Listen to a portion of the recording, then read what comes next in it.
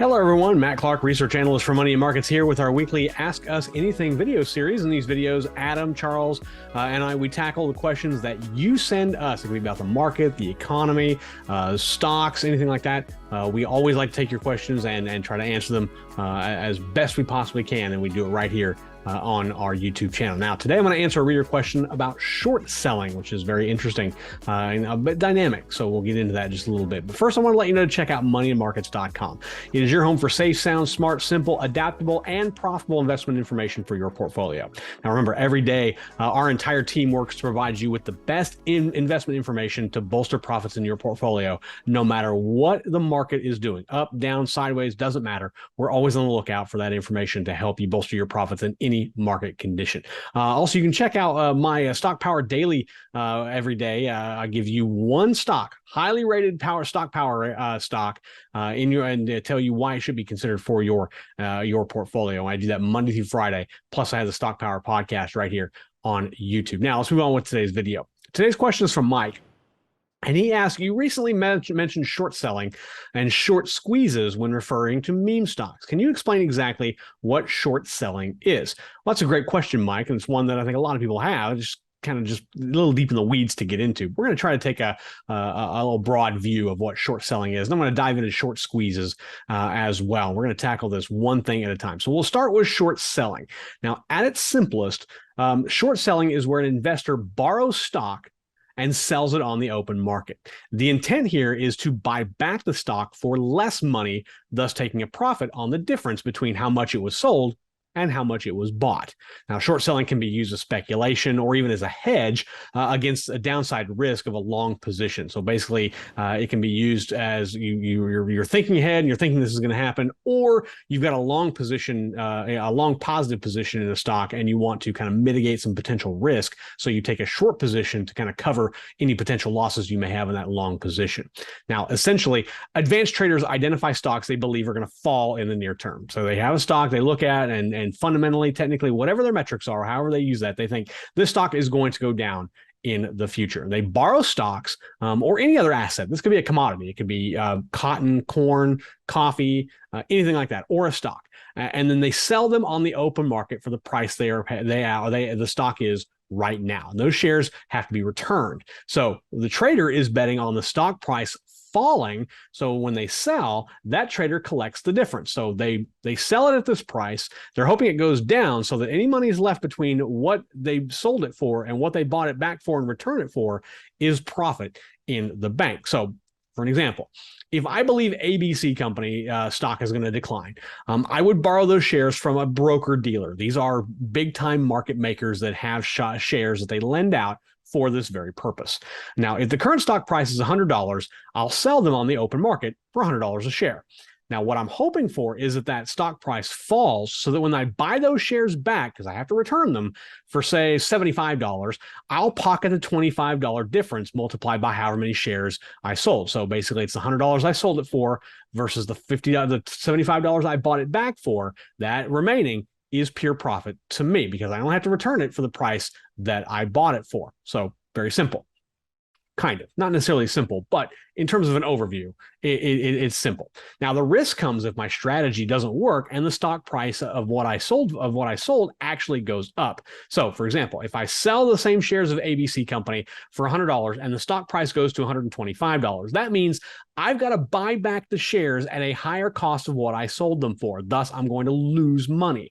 $100 sold versus $125 bought. So it's a $25 loss per share that I have to cover because I have to return those shares no matter what. So I have to buy them back regardless. What I'm hoping for is I buy them back for less than what I sold them for, so I make money. If I buy them back for more, I'm losing money. So that's at its essence, that's how the short selling works. A regular trader can only lose about 100%. So because the stock can fall to zero. You can buy it for 100, it goes down to zero, you lose 100% of your investment. That's really it. However, short losses can be even higher if you short using borrowed money or what we call margin trading. That's a little bit more difficult to explain. But it leads me into the second part here, and that is short squeezing. Now, it's a unique situation of when an investor bets against a stock, basically shorting, and the price just rockets up. It doesn't go up kind of in short blips. It just fires straight up. And in this situation, short sellers typically have to cover their short position by buying more of the stock that they're shorting. Basically, the higher price that they're buying the stock for helps cover the losses from their original short. So if you remember, if I bought for 100, stock price goes up to 125, I've lost 25. But if I'm going to continue to short, I can buy the shares, buy more shares at 125 in hopes that they go down, so I can maybe collect some of that and recoup some of those losses. Doesn't always work. In fact, 9 times out of 10, it doesn't work. But this can have a different effect. You see, by buying more stock, it can drive the stock price up even higher. So basically what these short sellers are doing is, if they are buying more stock to cover their original short, they're actually working against themselves, because buying more stock adds to the stock price. So the stock price is just going to keep going up and up and up the more these short sellers are buying to cover their original positions. And it's just a vicious circle. Now, retail traders, these would be traders like you and me and everyday Joes. They've taken to social media to force what we call short squeezes. Now, they use a platform like Reddit. A group of retail investors will identify a stock that's being very heavily shorted, meaning there's a lot of short interest. There's a lot of people that are betting against the stock. They'll come together, buy more of the stock, drive the stock price up, and put short sellers in a very difficult position. Now, one example here is GameStop. This is a GME, and back in 2021.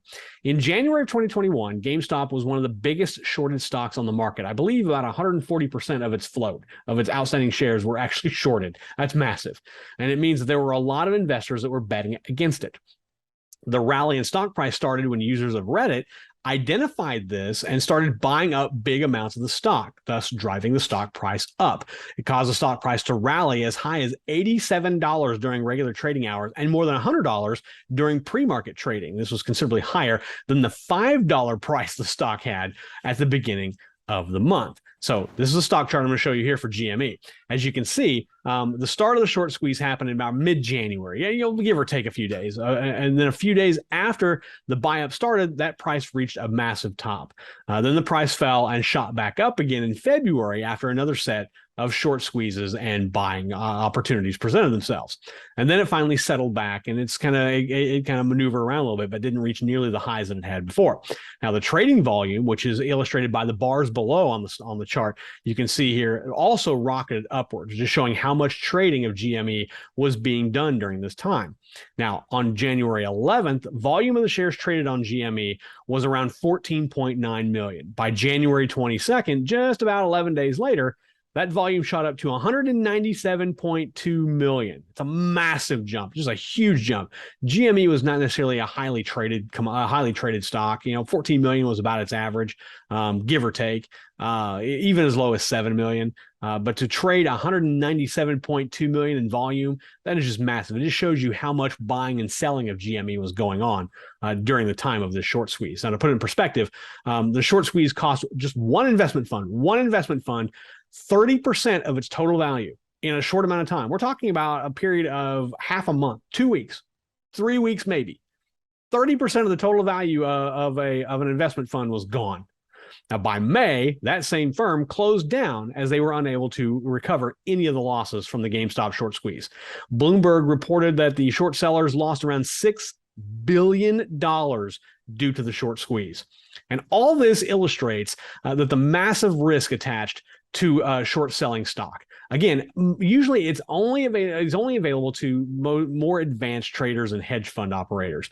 Generally, people like you and me and everyday traders who are just kind of trading to trade, we don't have access to that. We are not able to do margin selling. We don't do that. And quite honestly, we really don't want to, because it's playing with a lot of fire here, and a lot of the opportunities are that gas is going to be thrown on that fire, just make it worse.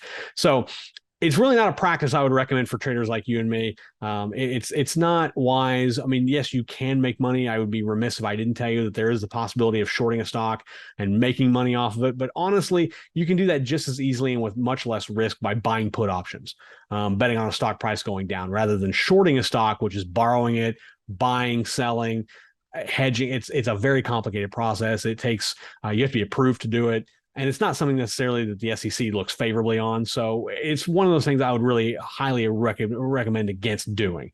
But thank you for asking your question, Mike. And just know that Adam, Charles, me, and our entire team, we're always on the lookout for adaptable, profitable investment opportunities in any market condition.